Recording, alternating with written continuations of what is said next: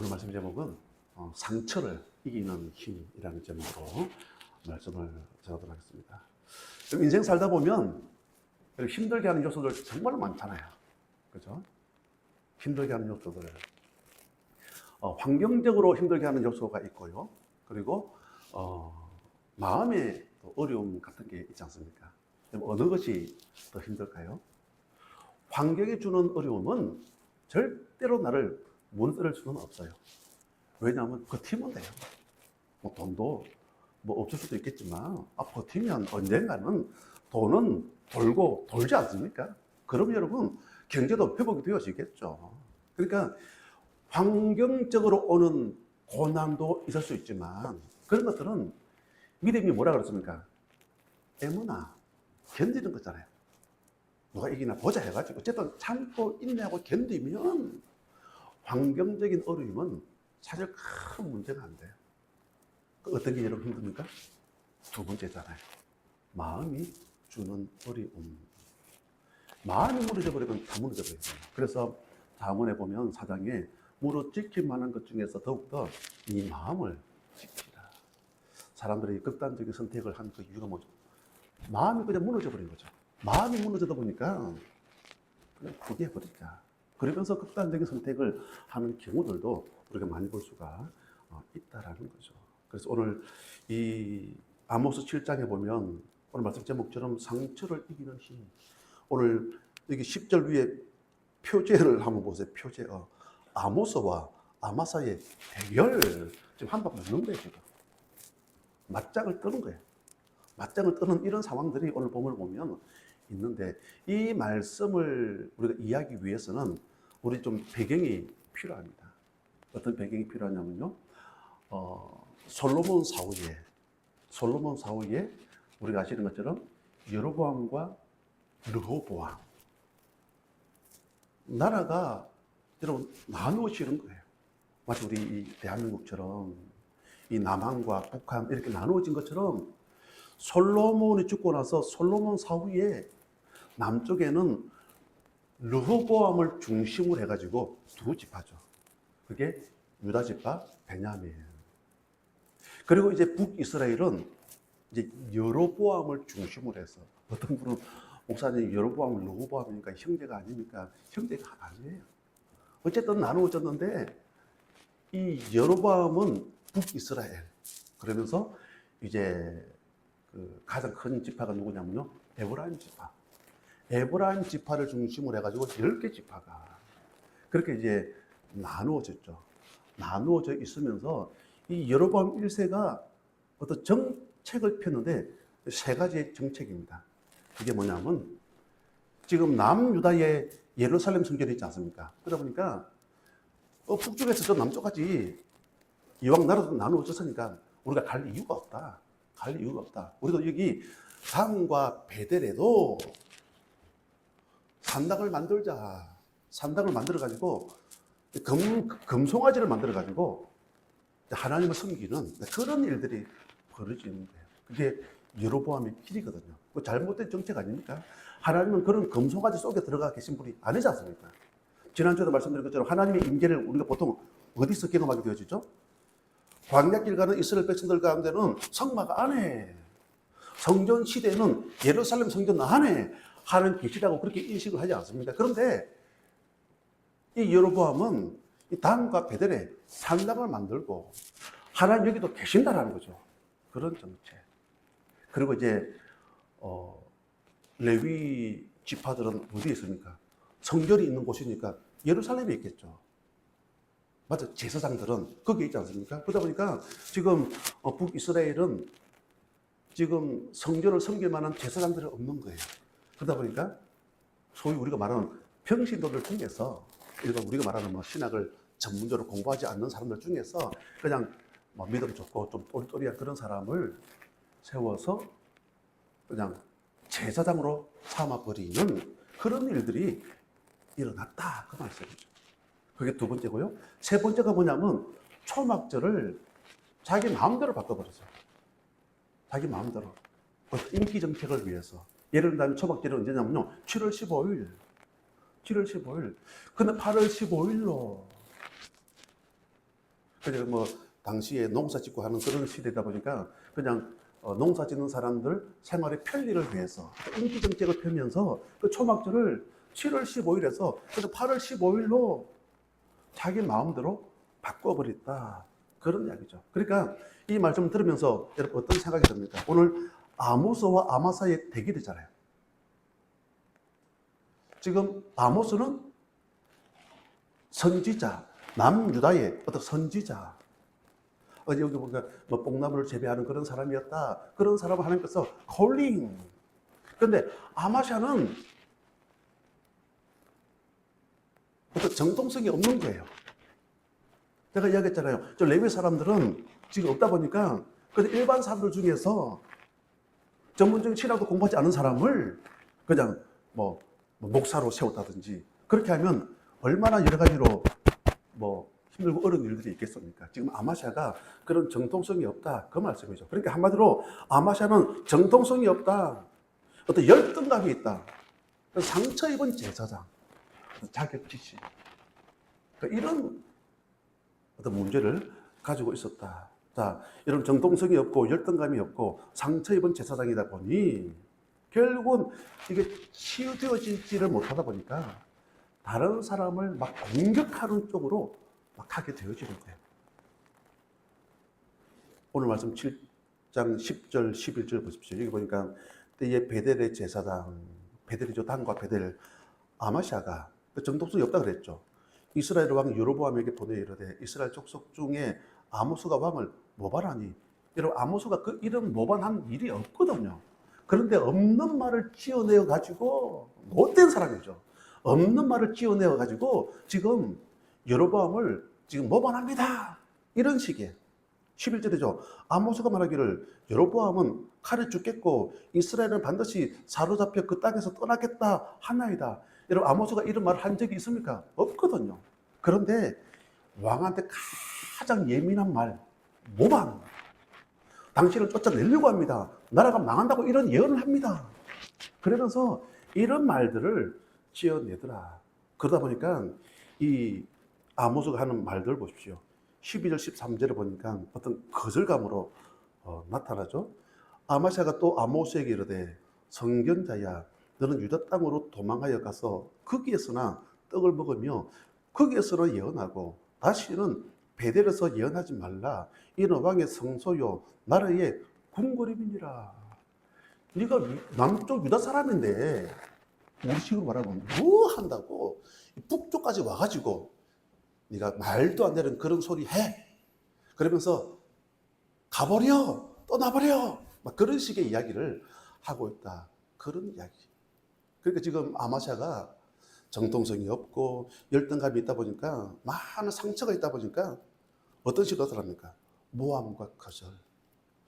만약에 이 아모스 입장에서 이런 없는 말을 했다고 이야기를 하고 또 뭐 여기 보면 나와요. 뭐 내려가서 뭐 그 뽕나무 잎 가지고 뭐 떡이나 해 먹어. 뭐 그런 식의 표현 같은 거 하지 않습니까?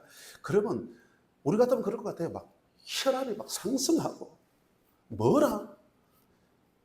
왜 없는 말을 지어내? 그러면서 막 주먹 다짐을 하고 상대의 멱살을 잡고 이렇게 갈 수도 안 있겠습니까? 자, 그런데 아모스는 이런 상황 속에서도 절대로 흔들리지 않고 계속 가는 거예요.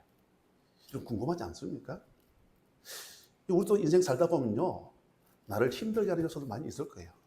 제가 이야기했잖아요. 환경적인 어려움은 아무 문제도 안 돼요. 견디면 돼요. 그 문제는 이 내면적인 어려움, 어떤 상처, 그런 일들을 통해서 무너지는 경우들이 많이 있지 않습니까? 우리가 어떻게 하면 이 아모스처럼 혈압도 안 오르고 릴렉스하면서 차분하게 끝까지 우리가 어떻게 하면 승리하고 갈 수가 있느냐. 오늘 첫 번째 메시지입니다. 우리 15절 말씀이죠. 우리 15절. 자, 같이 한번 볼까요? 시작. 양떼를 따를 때에 여호와께서 나를 데려다가 여호와께서 내게 이르시기를 가서 내 백성 이스라엘에게 예언하라 하셨나니 아멘. 밑줄 짝이죠. 아모스 입장에서는 여호와께서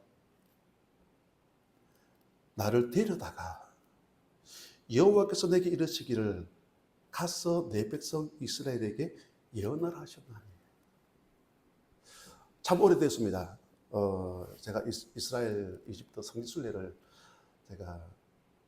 제가 날짜를 한번 계산해 봤습니다. 제가 20대 제가 중반에 제가 다녀왔기 때문에 이거 벌써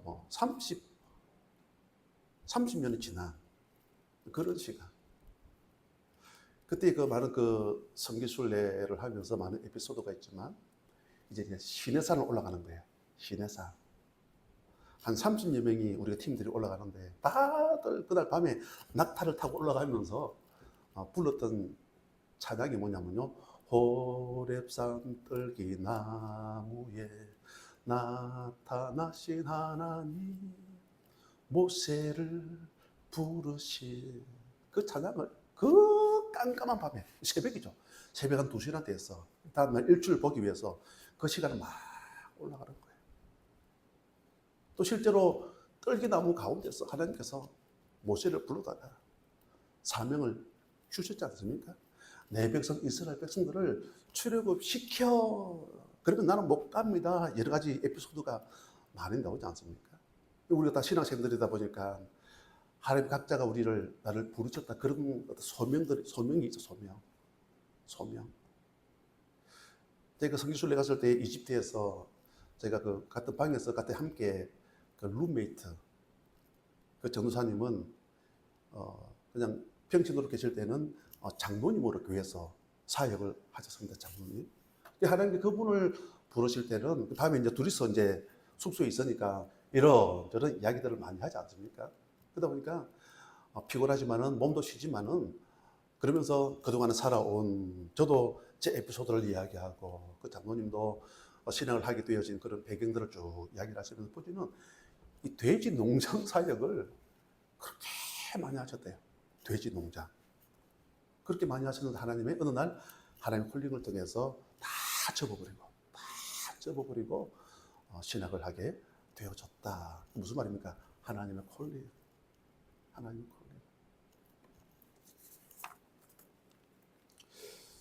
자, 오늘 이 아마시아가 아모스를 공격하고 있는 그런 상황 속에서 지금 어쨌든 흔들리지 않고 계속 갈 수 있었던 그 비결이 뭐냐면요. 우리 첫 번째 기도 제목 같이 한번 보실까요? 자, 시작. 첫 번째 기도 제목 시작. 마음의 중심에 하나님을 모시면 됩니다. 아멘. 마음의 중심에 누구를요? 하나님을. 그게 뭡니까? 하나님이 나를 데려다가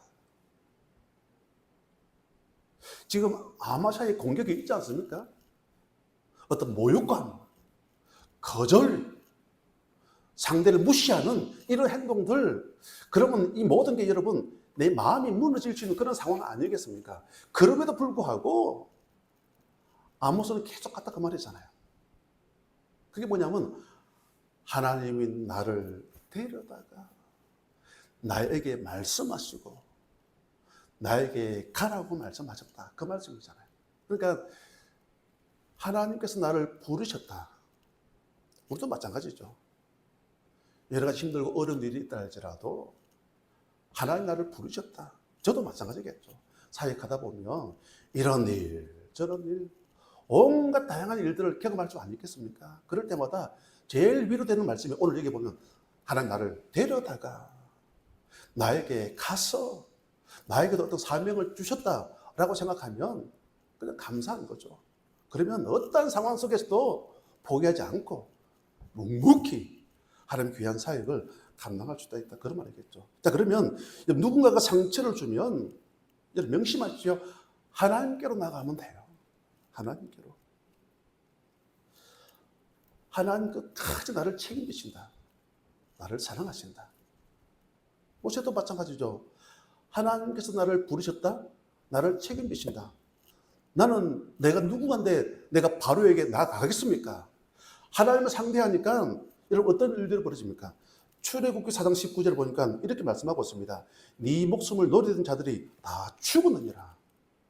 모세를 노리던 그런 자들이 성경은 말씀하고 있는 거예요. 네 목숨을 노리던 자들이 다 죽었다. 그러니까 하나님을 상대하니까 이런 일들이 벌어지더라. 그런 말씀이겠죠. 여러분 성경에 보면 많은 인물들 가운데 많은 상처를 받았던 사람들, 뭐 여러 많은 분들이 계시겠죠.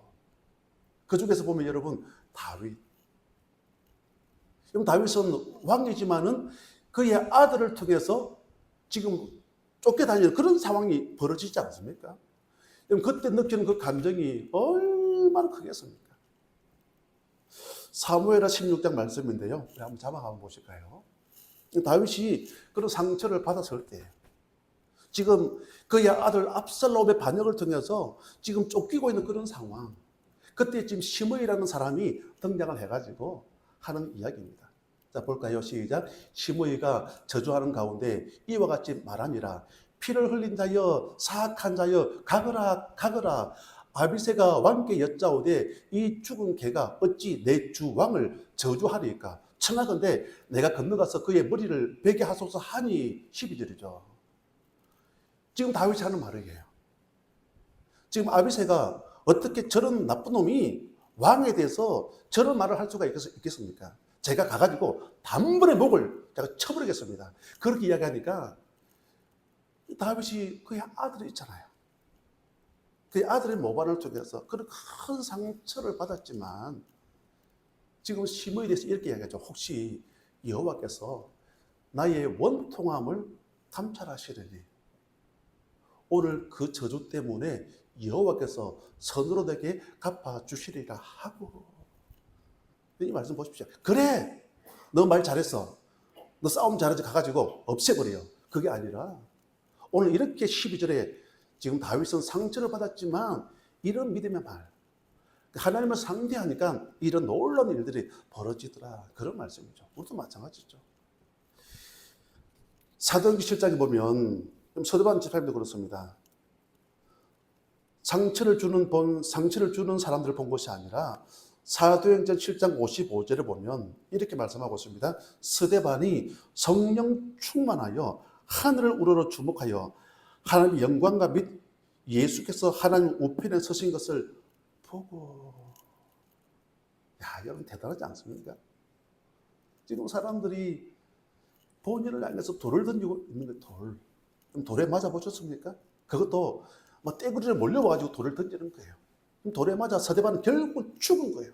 죽어가면서도 나를 힘들게 하는 그런 사람들을 바라보는 것이 아니라 우편에 계신 예수님을 보고 예수를 보니까 하나님 상대하니까 스데반도 마지막 죽어가면서도 주여 저들의 죄를 용서해달라고 용서해달라고. 요셉도 마찬가지죠. 그 많은 상처, 그 배달하던 형님들을 통해서 얼마나 많은 공격을 받았고 얼마나 힘들고 어려운 행보들이 많았습니까? 그런데 그런 거가 그 모든 상처를 막 끌어안고 담고 있었다 아니잖아요. 만약에 그 형님들의 그런 일들을 막 끌어안고 내가 평생 살았다 그러면 창세기 45장 5절에 이런 고백은 안 나왔을 거예요. 형님들이 나를 이곳에 팔았다고 해서 근심하지 마소서. 하나님께서 만인의 생명 구원하시기 위해서 형님들 앞서 나를 이곳에 보내셨나이다. 이게 무슨 말입니까? 요셉도 그렇고 다윗도 그렇고 스데반도 그렇고 누군가가 나를 상처를 줄 때에 누구를 상대한다고요? 그들을 상대하는 것이 아니라 하나님을 상대하면 하나님께서 일하시는 거예요. 하나님께서. 자, 그럼 두 번째 우리에게 주시는 메시지는 우리 16절 말씀 16절 같이 봅니다. 시작.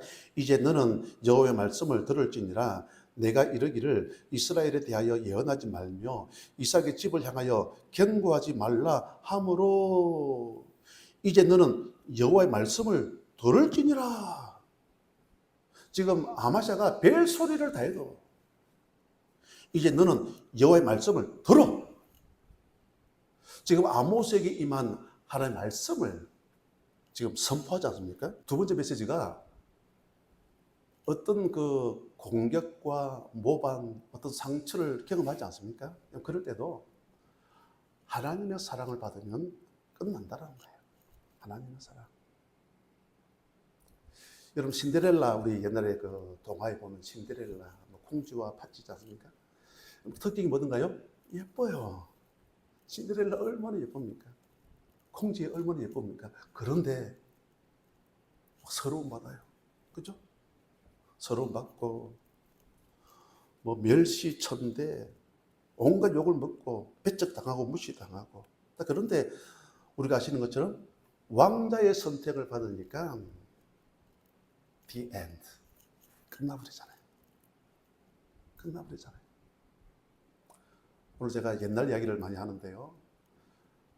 아주 오래된 영화죠. 그 프리티 우먼, 귀여운 여인 있지 않습니까? 거기에 보면 이 남자 주인공이 누구냐면요. 리차드 기어 맞죠? 리차드 기어. 그리고 여자 주인공이 줄리아 로버츠. 리차드 기어는 거기 보면 백만장자예요. 돈이 그냥 어마무시하게 많은 사람이에요. 참 오래된 영화인데 채널 돌리다가 한 번씩 나오면요, 지금도 봐요. 너무 재밌는 거예요. 그런데 줄리아 로버츠는 물론 브리티 우먼에서는 줄리아 로버츠 그 이름은 나오지 않죠. 다른 이름이 있는데 제가 기억은 나지 않습니다. 거기에 보면 줄리아 로버츠는 소위 말하는 콜걸이 뭐냐면요, 자기 몸을 팔아서 생계하는 그런 여인이에요. 그러니까 인생이 어떤 인생입니까? 완전 형편없는, 그죠? 그런 인생이에요. 그러다 보니까 옷 매무새도 그런 옷들을 입고 다니다 보니까 누가 봐도 저 여인은 길거리 여인이다, 콜걸이라고 생각하니까 다 그냥 거부해버리고. 거기 보면 로데오 거리라는 곳이 나와요. 그게 아마 미국에 있는 미국 LA에 있는 그런 데겠죠. 로데오 거리. 그 로데오 거리가 나오는데 거기에서 어쨌든 이 줄리아 로버츠가 리처드 기어를 만나게 되어지고 어쨌든 여러 가지 에피소드가 벌어지면서 이제는 이 줄리아 로버츠가 그 로데오 거리에서 그 예쁜 옷들을 사려고 상점에 들어가니까 어떻게 합니까? 다 배척해요. 어떻게 당신 같은 사람이 우리 가게에 들어올 수 있어? 물 흐린다고 다들 배척하고 거부하고, 지나가는 남자들도 야유하고 마치 성수형 비슷하게 하는 그런 장면들이 막 나오거든요. 그런데 그렇게 멸시천대 소외받던 그런 줄리아 로버츠가 결국은 마치 신데렐라가 왕자의 선택을 받으니까 놀라운 일들이 벌어지지 않습니까? 이 줄리아 로버츠도 마찬가지입니다. 리차드 기어 백만장자예요. 그런 남자가 저 여자는 내가 사랑하는 사람이야 라고 선택해버리니까 그 영화 결론 다들 잘 알고 있지 않습니까? 리차드 기어의 선택을 받아버리니까 어느 누구도 무시 못해요. 손도 못 대요. 전에는 이 남자 저 남자 지나가는 남자들이 막 손도 댔거든요. 언터처블, 손댈 수 없는, 건드릴 수 없는. 언제 이게 가능하다고요? 왕자의 선택을 받으니까, 백마탄 왕자의 선택을 받으니까 이런 놀라운 일들이 벌어지더라. 우리도 마찬가지죠. 우리 또한 하나님의 사랑을 받으면 끝난다, 그런 말씀이겠죠. 로마서 8장 31절에 이렇게 말씀하고 있습니다. 만일 하나님이 우리를 위하시면 누가 우리를 대적하리요? 39절에 우리를 우리 주 그리스도 예수 안에 있는 하나님의 사랑에서 끊을 수 없습니다. 끊을 수 없다는 거죠. 어떤 박해가 있고 위험이 있고 칼의 위험이 있다 할지라도 하나님의 사랑에서, 하나님의 콜링 그리고 사명을 맡기셨다, 그 말씀 아니겠습니까? 그러다 보니까 절대로 흔들리지 않는다. 오늘 이 말씀 제목처럼 상처를 이기는 힘. 환경적인 어려움도 있지만 제일 힘든 게 마음의 어려움. 오늘 아모스가 이 아마스에 많은 공격이 있었지만 계속 갈 수 있었던 것은 하나님을 마음의 중심에 모시니까, 하나님 사랑을 받으니까 그런 믿음의 삶의 여정을 걸어갈 수 있는 우리 모두가 되시기를 주님의 이름으로 간절히 축복합니다.